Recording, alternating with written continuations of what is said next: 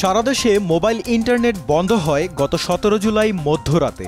পরদিন রাত থেকে ব্রডব্যান্ড ইন্টারনেটও বন্ধ হয়ে যায়। যেহেতু কোনো ইন্টারনেটই ছিল না, তাই বেশ কিছুদিন ব্যবহার করা যায়নি সামাজিক যোগাযোগ মাধ্যমগুলো। ইন্টারনেট ফিরলেও দেশে এখনও বন্ধ ফেসবুক, টিকটক।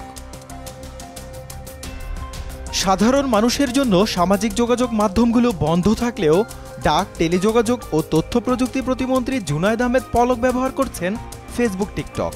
নিয়মিত পোস্ট করছেন, দিয়েছেন নানা তথ্য। তাই অনেকেই প্রশ্ন করছেন কিভাবে ফেসবুক ব্যবহার করছেন পলক। আমাদের এমার্জেন্সি এবং এসেনশিয়াল অনেকগুলো পাবলিক কি ইনফ্রাস্ট্রাকচার যেগুলো আছে, পিকেআই এবং আমাদের যেগুলো জরুরি সেবা, সেখানে আমরা ইন্টারনেট কিন্তু সবসময় চলমান রেখেছি, কখনো ইন্টারনেট শাটডাউন হয়নি। এই ইউকেতে হাউস অফ কমন্সে যে 3 জন মেম্বার অফ পার্লামেন্ট যারা এটার ব্যাপারে সমালোচনা করেছেন, তাদেরকে আমরা লিখিত জবাব আমাদের হাইকমিশনের মাধ্যমে, ফরেন মিনিস্ট্রির মাধ্যমে পাঠিয়েছি। আমরা কোনো সময়ে সম্পূর্ণ বিচ্ছিন্ন হইনি বিশ্ব থেকে, এবং এই কারণে আমি বলছি আমাদের গুরুত্বপূর্ণ কিছু তথ্য অবকাঠামো এবং তথ্য পরিকাঠামোতে আমরা ইন্টারনেট যুক্ত রেখেছিলাম। পলকের দাবি, ইন্টারনেট বন্ধের সময় যাতে গুজব ছড়িয়ে পড়তে না পারে, সেজন্যই সামাজিক যোগাযোগ মাধ্যমে সরব ছিলেন তিনি।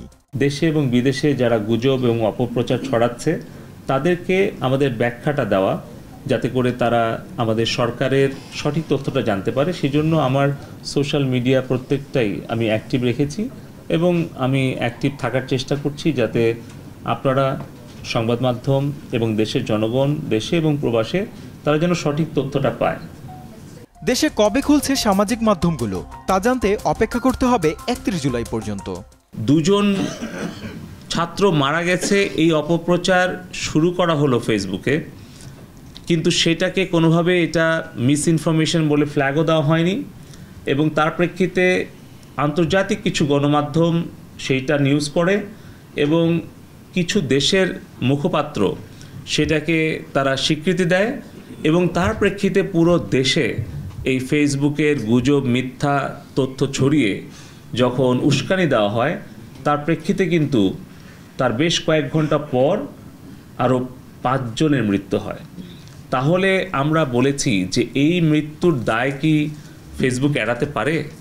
এই সকল উত্তর দেওয়ার জন্য আমরা 31 জুলাই আমরা এই সোশ্যাল মিডিয়া প্ল্যাটফর্মগুলোকে ঢাকায় এসে বিটিআরসিতে তাদেরকে লিখিত এবং মৌখিকভাবে জবাব এবং ব্যাখ্যা দেওয়ার জন্য আমরা অনুরোধ করেছি। ফেসবুক, ইউটিউব, টিকটক চালাতে কেউ যাতে ভিপিএন ব্যবহার না করেন সে বিষয়ে অনুরোধ করেন প্রতিমন্ত্রী। আর এই মুহূর্তে অনেকেই অনেকভাবেই তারা অ্যাপ্লিকেশন ব্যবহার করছে। আমরা অনুরোধ শুধু করব যে ভার্চুয়াল প্রাইভেট নেটওয়ার্কটা ব্যবহার করা ঝুঁকিপূর্ণ, অতএব ব্যক্তিগত নিরাপত্তা, ব্যক্তিগত সুরক্ষা এবং তথ্যের সুরক্ষা, এই সব কিছু বিবেচনা রেখে যেন ভার্চুয়াল প্রাইভেট নেটওয়ার্ক এটা ব্যবহার থেকে আমরা বিরত থাকি। জাকারিয়া হোসাইন, যমুনা নিউজ।